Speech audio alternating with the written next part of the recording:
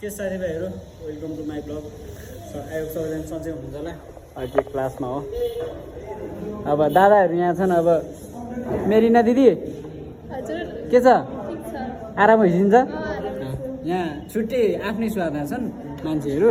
अब यहाँ कोही यता आफ्नै स्वादमा कोही उता पारी आफ्नै स्वादमा कोही उता स्वादमा अब एउटा उहाँ छ हो अब सब आफ्नै स्वादमा छन् यहाँ क्लासको व्यवस्था यस्तो छ म्यामहरू छैनन्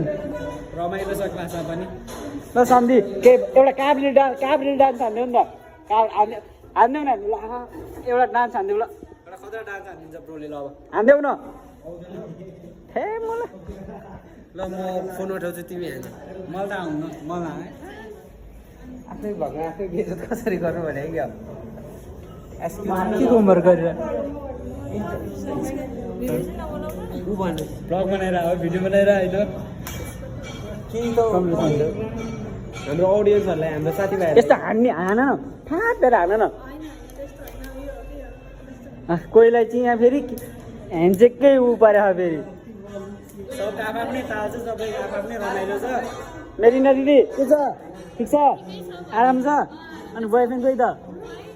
कहाँ गयो थाहा भएन हो म बोलाइदिउँ पर्दैन क्लासमा थाहा छ कतिको के होइन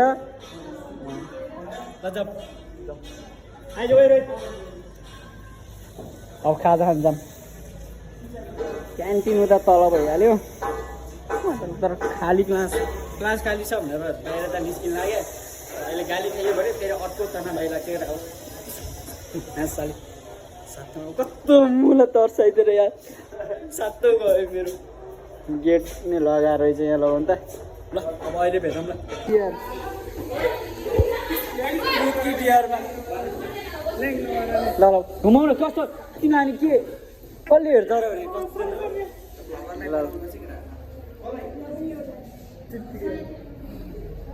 कत्रो अलि म ठुलो सरले भना कस्तो लजाइरह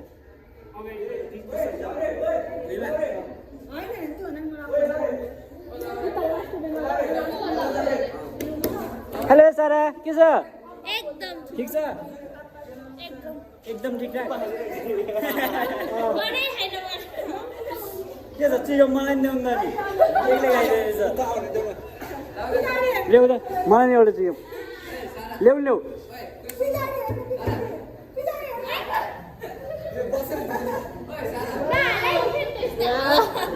ब्लग बनाएर हो मैले भिडियो बनाएर हो र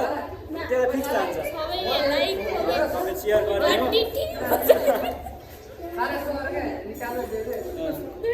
निकालेर देऊ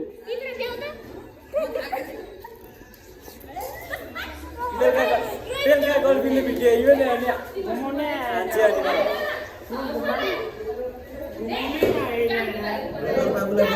ल खोइ कहाँ के भयो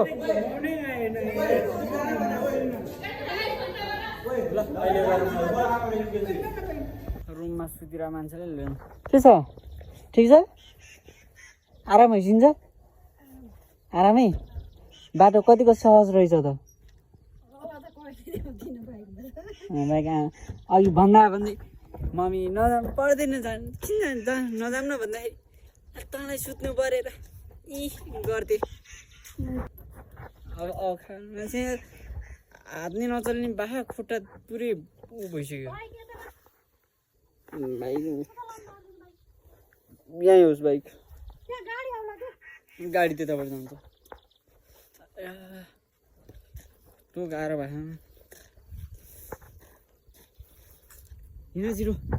भोक लाग्छ मान्छे भात आएन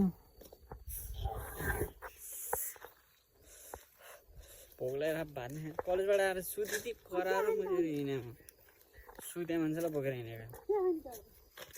राँगाको मासु सुँगुरको छैन जहिले यही मात्रै झिक्न बोकेर लिएर आउनु भयो अलैँचीको झिक्ने अलैँची झिक्ने भने अलैँची झिक्ने मात्रै लिएर आउनु भयो गाह्रो भएर मर्ने छु कि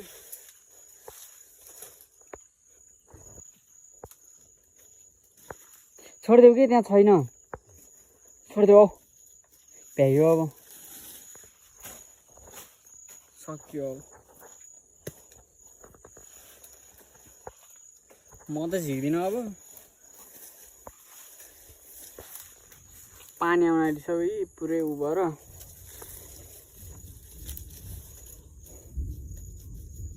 छैन कि अब छोडिदेऊ छैन भन्दा नि मान्नेहरू फेरि त्यहीँ मल लाग्छ एउटा दुइटा कुहिएर छोडिदेऊ गाह्रो भइसक्यो अहिले पानी पऱ्यो भने अनि अघिको भन्दा बत्तर हाल हुन्छ नि अघि आउँदा भन्दा झन् च्याउ हुन्छ नि छोड्यो भ्याइयो केरा कहाँ त्यहाँ कहाँनिर छ त नि त्यो हाम्रो हो त नि यस्तो ल्याऊ हुन्छ ल्याऊ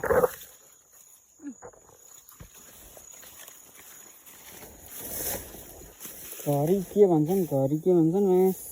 ए मुजी कहाँ छिरी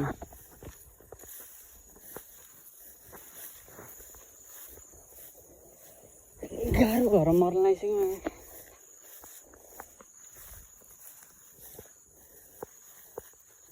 केरा काट्ने भनेको छ नि त यस्तो झारिहार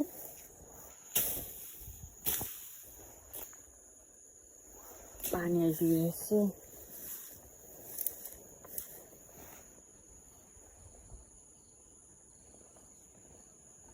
कहाँ छ त यहाँ केरा अब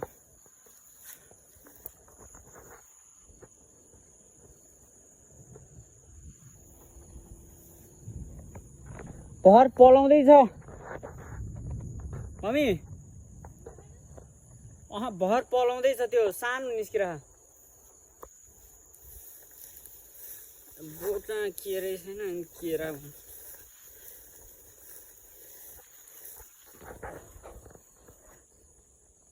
मौसम क्या दामी भयो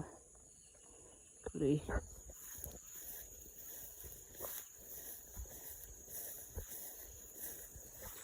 यस्तै सक्यो क्या मम्मी छोड अहिले पानी पराउने अनि मजाले सबै भिजेको र हो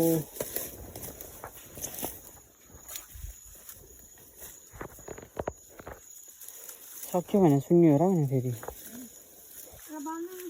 पर्दैन हात पासिसक्यो हात पुरै पासेर कस्तो भइसक्यो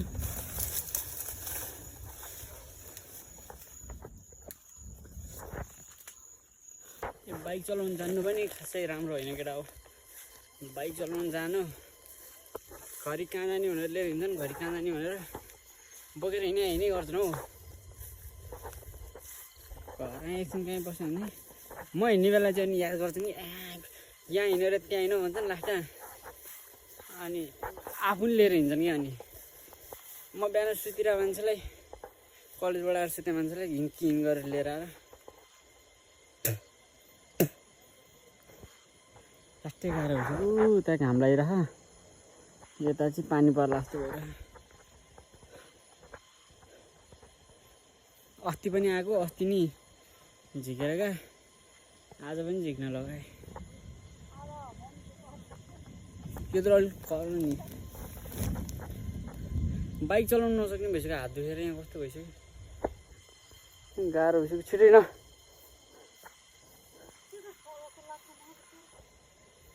गाह्रो भइसक्यो के अरे छैन छोड्यो सकिसक्यो होइन होइन ल अब अहिले बरु ल काम भ्याइयो कि अब काम भ्याइयो बाइक निकालियो अब घरबाट चल्छ लाएर अब जाम कस्तो गाह्रो भएर पानी आउला जस्तो भएर पुरा गाडङ गुडुङ भइरहेको यताबाट पानी आउला जस्तो छ उता पारि त घाम लगाएर हो अब जाम कस्तो बाटो नि अप्ठ्यारो त नि ग्राभिल तर लास्ट थचार्ने कि लास्टै थचार्ने त्यही भएर गाह्रो भयो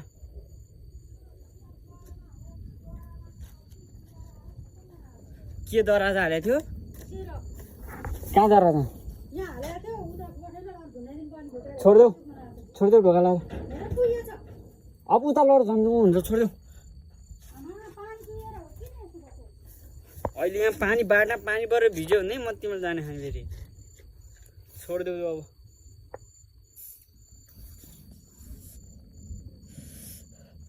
पानी आयो भने अहिले बाटो पुरै झ्याउ हुन्छ बाइकको नम्बर प्लेट फेरि फोल्ड हुने भएर झ्याउ भएको त्यो म्याग्नेट टिममा नसमातेर झन् झ्याउ